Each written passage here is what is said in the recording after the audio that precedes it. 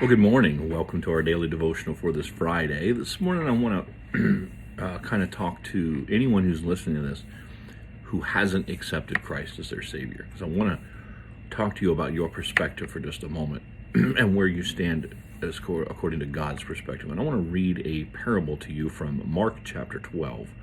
And we're going to talk about that for just a moment. It says, "Then he began to speak to them in parables. A man planted a vineyard, put a fence around it, dug out a pit for a winepress, and built a watchtower. Then he leased it to tenant farmers and went away. At harvest time, he sent a slave to the farmers to collect some of the fruit of the vineyard from the farmers. But they took him, beat him, and sent him away empty-handed.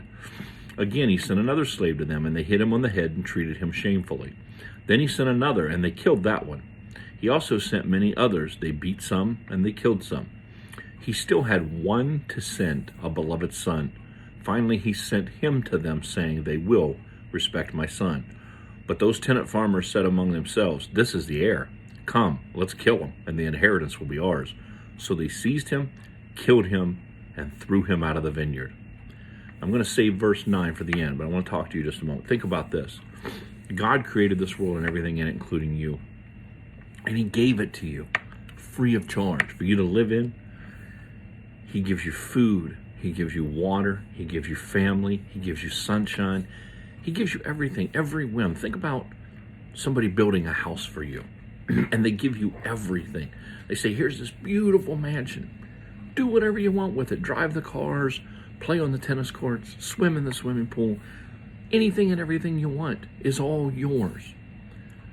But then, when somebody comes and says, "Hey, I'm from the owner of the house and I'd like to stay here for the night," you beat them up and you kick them out. And then another person comes and goes, "Hey, the owner told me I could come here and get some food," and you beat them up and you send them out. And then finally he sends his son and you beat him and you kill him because you think you own the house. You act like you own the house when it was all given to you free of charge. We don't own this earth. Everything in it is not ours. It was given to us by a free gift from God in order to be taken care of. Now, this is what's scary. If you have that thought that, I'm my own person, this earth belongs to me to do what I want, and there's no consequences. The last verse, verse 9 says, "Therefore, what will the owner of the vineyard do? He will come and destroy the farmers and give the vineyard to others." At the end, Christ is coming back. And for those who have thanked him and love him for the beautiful gift of life that he has given us,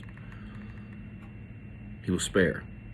But for those who believe that this world is theirs, that there is no God, that there is no owner of the vineyard, there is no owner to the house, judgment's coming.